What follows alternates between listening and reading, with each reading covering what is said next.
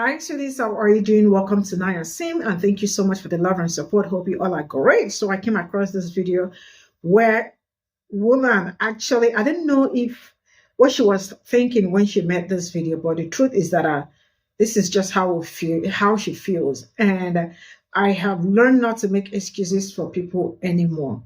This is what she wrote. Now that Trump was reelected, Aunt Jemima and Uncle Ben, please report back to your closest grocery store. I am sure you all know that Aunt Jemima, Uncle Ben, you know those books, right? Now, sometimes I am like, are these the people that are Black women or Black people in general were waiting for to come and vote for another? I don't know if you understand where I'm going to, right? When people tell you who they are, enough of making excuses, and I am no longer making excuses because the person that stitched this video took his time to screen record the comment section. And the comment section is wow. That is to tell you that they are not ready for change, right? And somebody actually said, how do you think this will make Black people feel? Have you thought of how this will make Black people feel? But the truth is that I do not think that people that look like me are their concern. I mean, they do not care, because if you care, there are some things you do not bring out on the internet to even say. This is to tell you what they feel about you. Let's get into this video.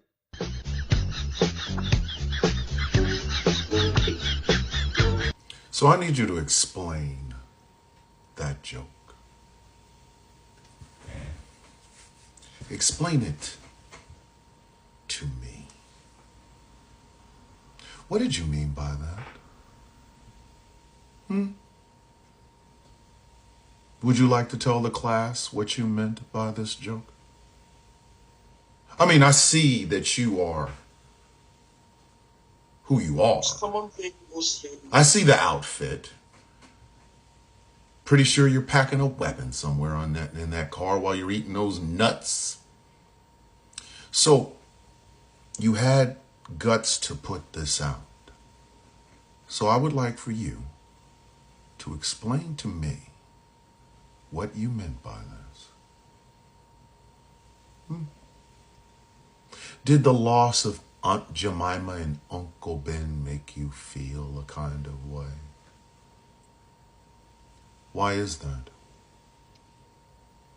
And since I know Trump humpers watch my videos, is this the racism y'all can't see? Is this what this is?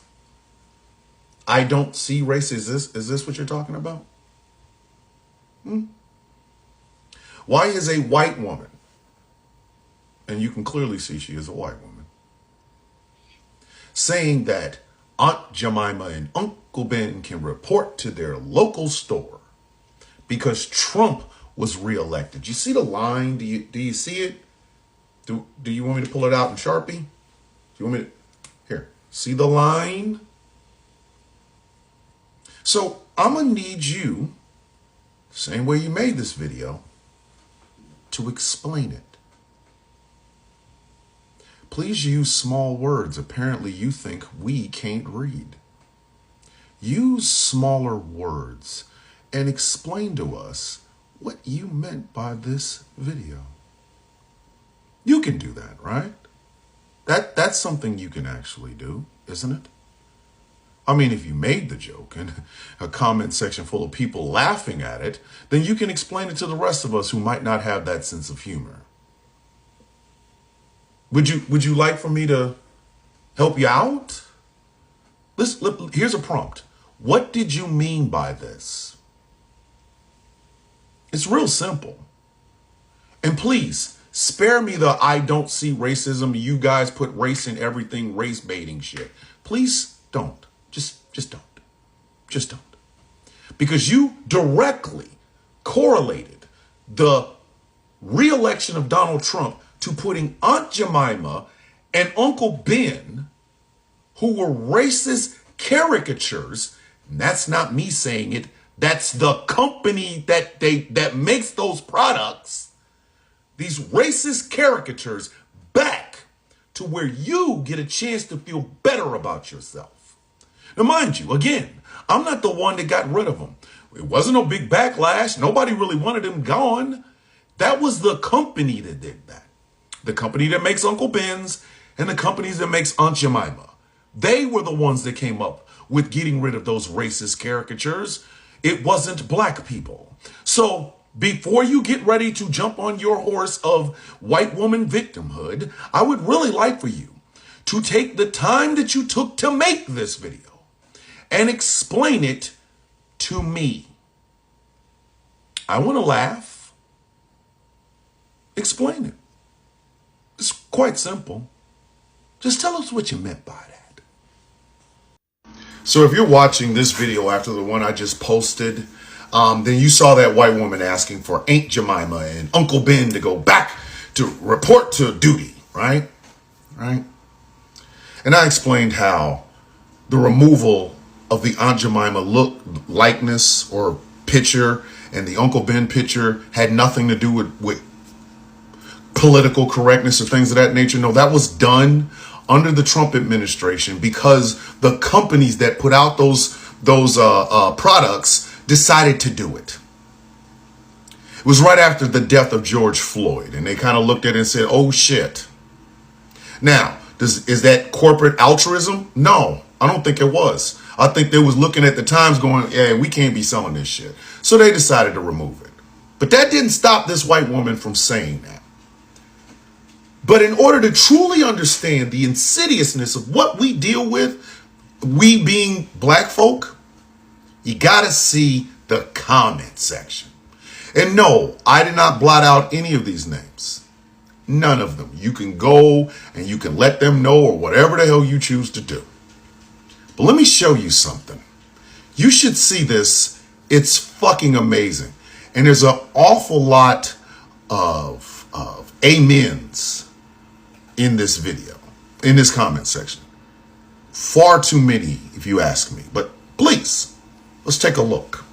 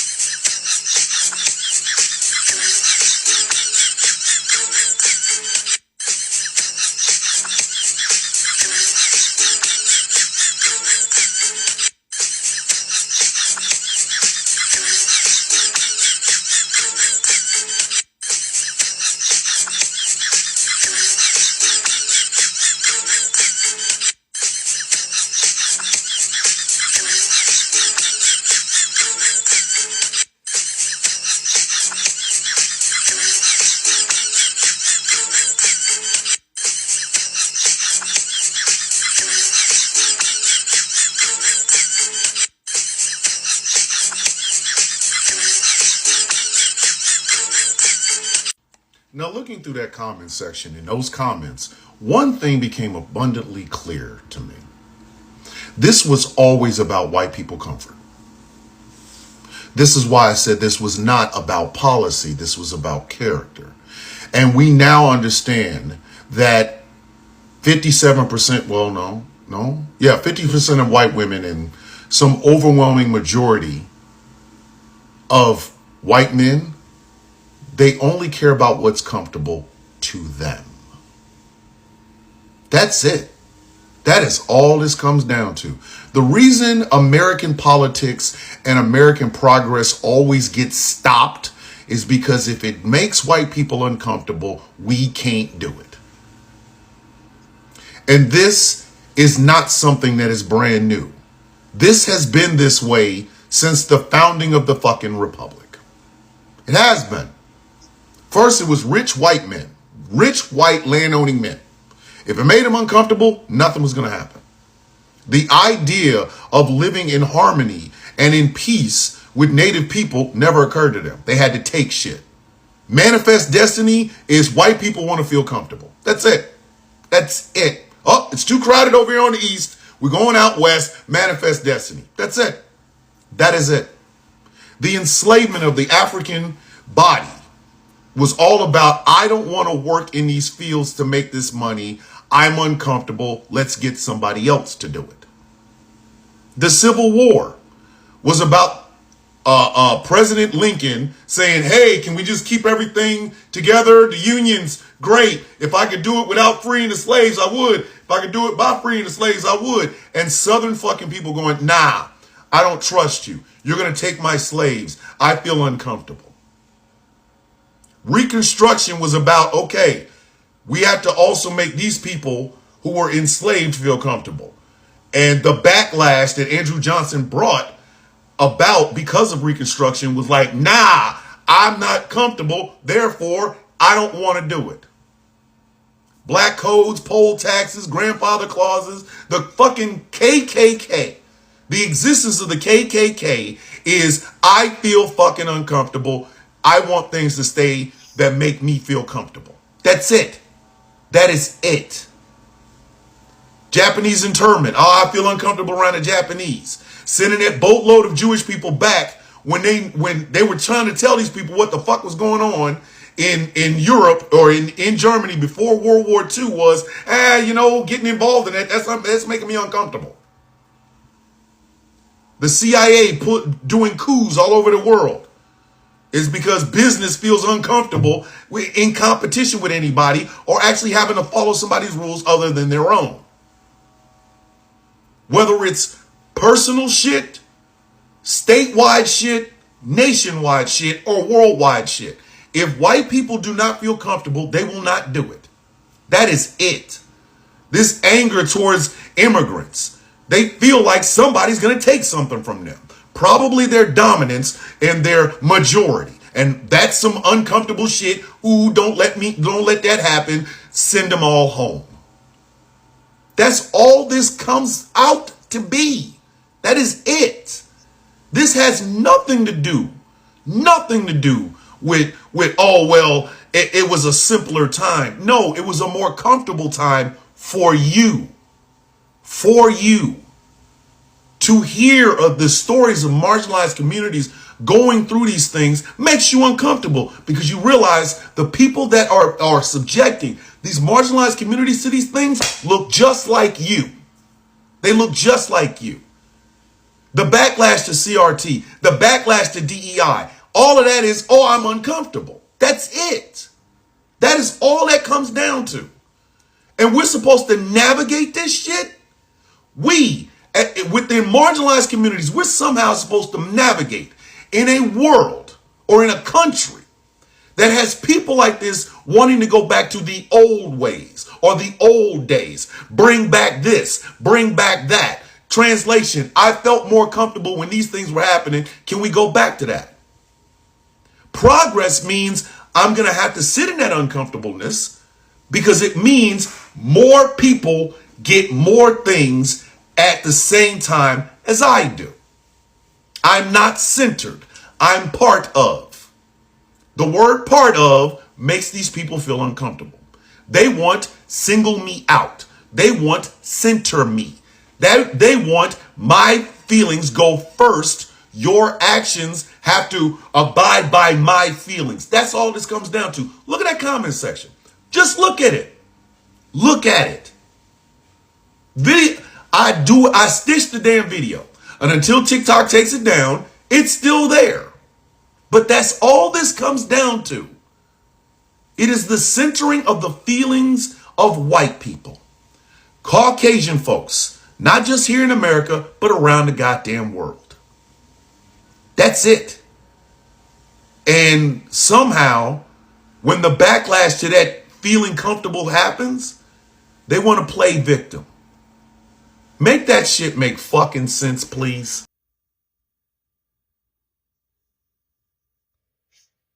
So this is all I got from this video. One thing I'm going to say is that I really do not know the people that were thinking that women were going to come out and vote blue, because I didn't see that coming, not even in any way or any, like, I did not see that coming, right? Though, okay, let me leave this, I wanted to say, right? With everything going on so far, that is, I think it's just a very big lesson, not really a lesson, or something to learn from, that you really cannot trust them, or you cannot, I think, work with them. I think the right thing to say. You cannot actually work with them because it's really very hard to work with them. Now, I have, there is a video that I put, I don't know if you have seen the video where I talked about how majority of them are like, how are we supposed to vote for someone that is not us? So who are we supposed to touch? Who are we supposed to touch? Right? Who are we supposed to, like, look down on? Like, so you mean you want me to come out and work for you so that your life will be better than mine? So that you have upper hand? I mean, all these are the things that runs through their head. They do not care how some certain things make Black people feel. Because from the comment, I saw somebody asking, have you ever thought of how these books make Black people feel? So to her, I mean, the right person is already in power, or is going to be in power, right? So bring all those things back. Bring all the things that make them uncomfortable back. Bring all the things that they do not like. Bring them back. Bring those things that will make us, like, that will make them feel like we are really, like, the top. Bring all of them back. These are the kind of jokes you hear from them. You see them do, and it's really very sad and unfair that I don't know if I have been, like, agitating for coming together and all that, because there are some certain things that I do not see them working, in the sense that majority would never come out to make things work. You might get like 10%, but 10% is not enough, right? But it is what it is. So I am not agitating, or I would never come out and start preaching that can we make things right, or can things ever, can there ever be unity? The truth is that there will never be. I don't know why I'm saying it, but I am saying it in the in the sense that you can also feel that that is not what they want, and they are not ready for that. So there are things you don't force people to come out, come out, let's liars, let's talk together, let's, come to terms, let's come to agreement and all of that. It is not for them. Even when you're done talking with them, they still go back and do what they want. Now, the truth is that they really do not care about you, and this is something people really, really do need to understand. Because when you see people that, and also, when you see people that really cares about other people, minority groups, and you absolutely will see them wanting to, do something. I mean, like, to bring you all together, right? But it is not happening, and I don't think it will ever happen. I mean, this little thing that has happened, they are also mad that, I mean, Black women are not even saying anything. Like, how are you people not saying anything with everything we did? And you all are still calm and quiet and saying that you all, like, are going to rest for the period this is going to happen. Like, how is that even happening? So they are also, like, mad that you are silent and not speaking on it. But then you cannot, I don't think anything will make Black people or Black women in general to come out and stand, because it's actually the resting period, and I support that. See you all in my next video. Bye for now.